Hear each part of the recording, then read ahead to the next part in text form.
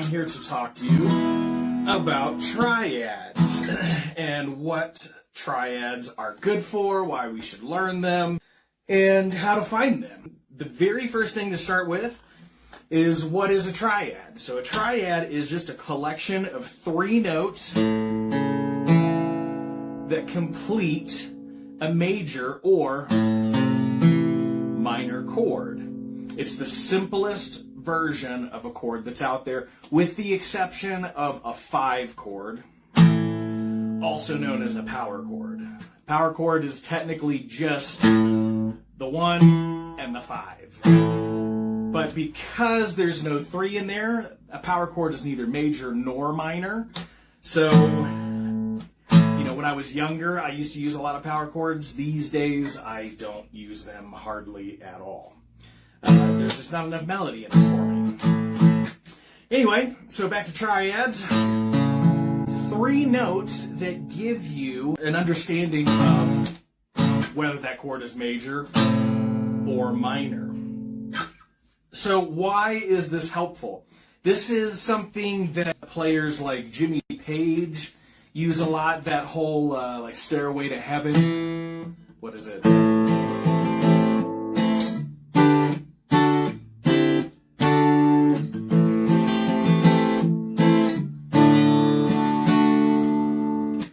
Lots and lots of triad use in stuff like this. So let's figure out how to find them and figure out what we can then do with them. Let's use the key of D. The reason why I want to use D is just because of where it's located. It sets this up really nicely to stay on this side of our 12th fret. It just works really cleanly, especially if you're on an acoustic. But this works for any chord, any key, it doesn't matter. We're going to focus primarily on majors and minors, and keep in mind we can always take this much, much further into 7th chords, 9 chords, all of that wonderful stuff. Something else we're going to touch on as well, because in the same breath as triads, it's good to also talk about inversions. First things first, we've already talked about what a triad is. It's 3 notes. And using D, if we don't play the root note, which is that open D string underneath, that D-shaped chord right there is a perfect triad. Okay? We've got our 3 notes. There's a 1, a 3, and a 5.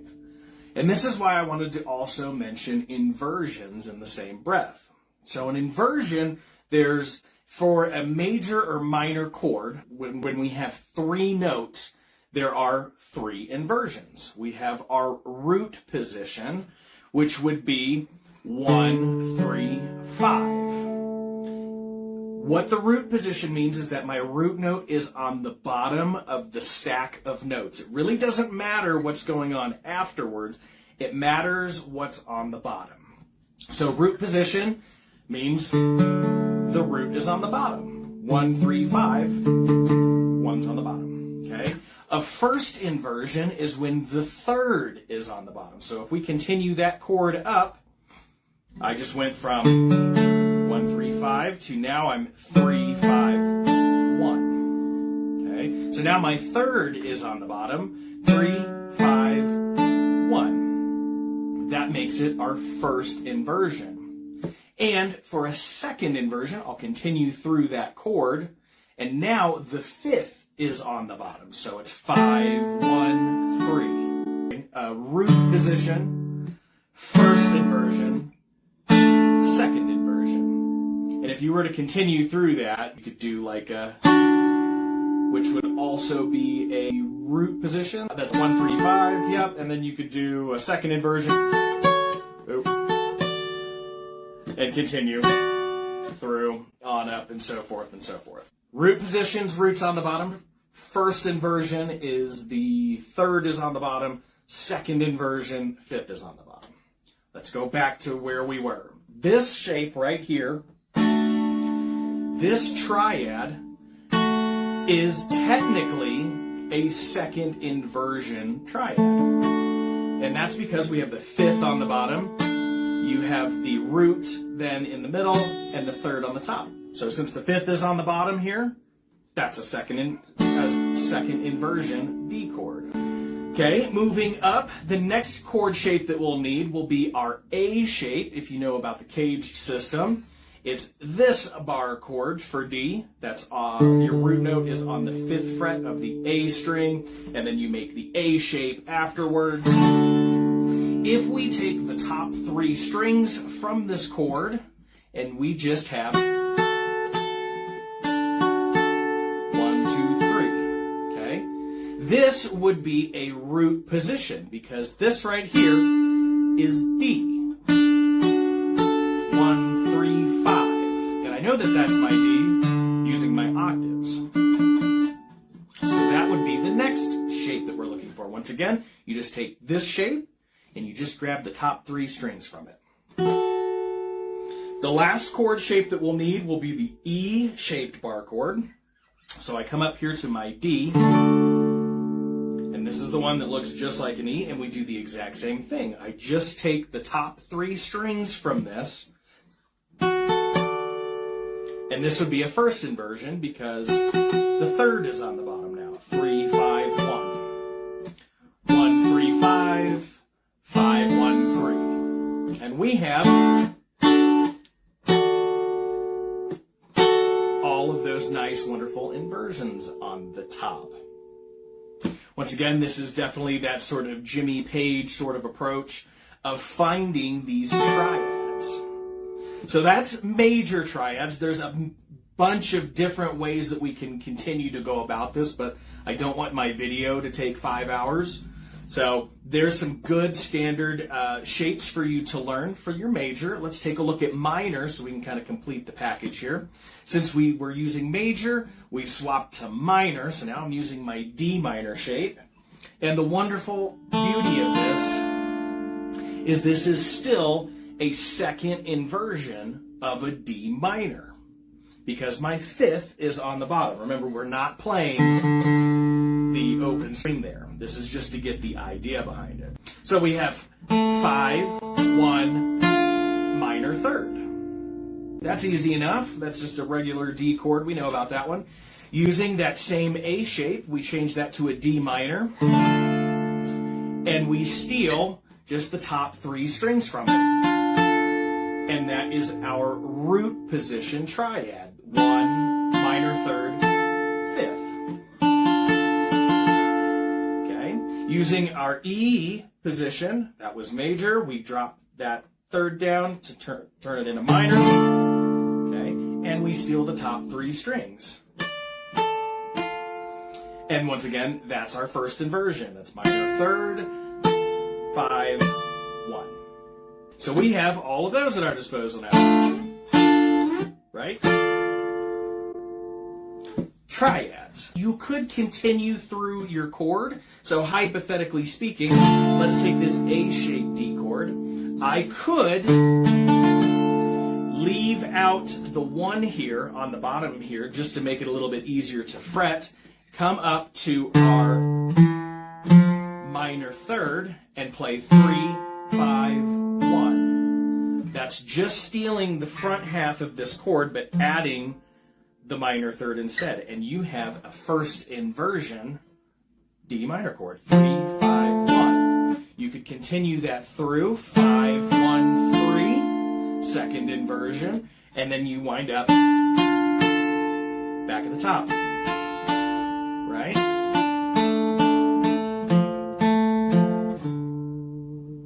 All of these different triads that you can find. Why are triads useful? Triads are really useful for chord building. It's once you get some of these shapes down, you can start really messing with them and changing them into suspensions. Or something I really like to do is messing with them entirely. When I was coming up in my guitar journey, I was a huge fan of Rush, Alex Lifeson, and he always liked to use a lot of open strings in his chords. Gives really awesome voicings. So like for this D minor, I would drop the E string, leave that open, and you get this.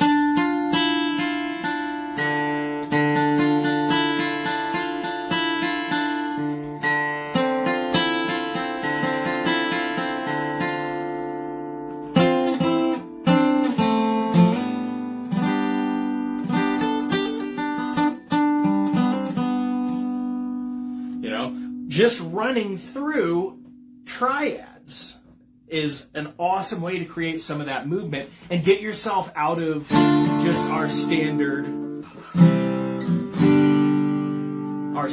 open position chords. You can create some really unique voicings. Another really handy thing that the triads and inversions and stuff can do, inversions by themselves, I'm a huge fan of. I really like using them for building, like for double stops, that sort of Hendrixian.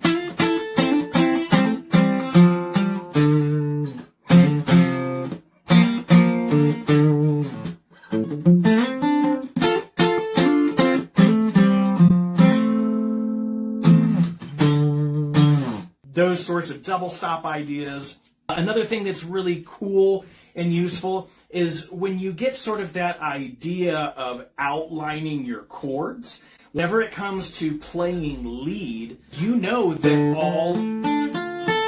all of those notes are going to be great to land on. So like if I'm playing like a pentatonic lick,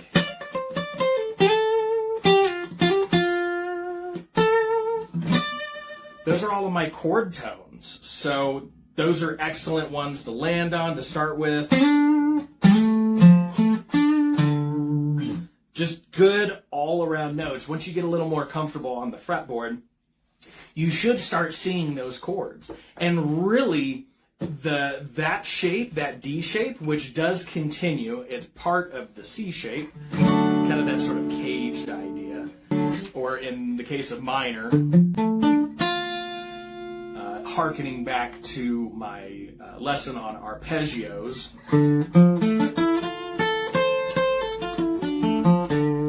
Right? Or note minor.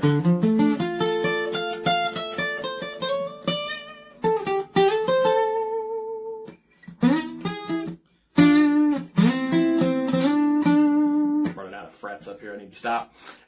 But that whole idea of using chords is kind of an outline for keeping track of where you're at. If you've got this shape, the front end of this shape bleeds into this shape. And the end of this shape ends up in this shape.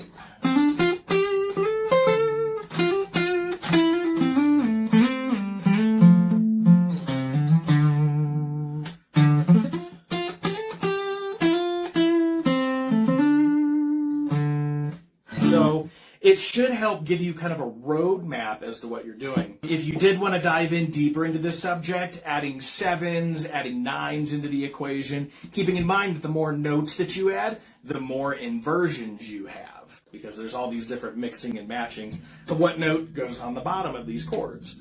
You can get really deep in this, but hopefully this will give you something to try to work through. I would highly recommend working through as many different keys and chords as you can. This is definitely going to make some of that caged stuff make sense if you don't already have that, or if you do already have that, you'll start seeing these triads and be like, oh, that's super easy to figure out and use. So hopefully this helps you guys playing. If you guys have any questions or comments, definitely let me know. I'll leave a link for the newsletter down below if you guys want to join that. If you like tips and tricks like this, here pretty soon we're going to have a course coming out and some other nice goodies available for you guys if you want to continue to check this stuff out. I'll have some links and some more information as we get a little bit closer to the date, but definitely something to look out for. And I will see you guys next week. Once again, I'm Ben with Intermediate Guitar. It's a pleasure. I'll talk to you then.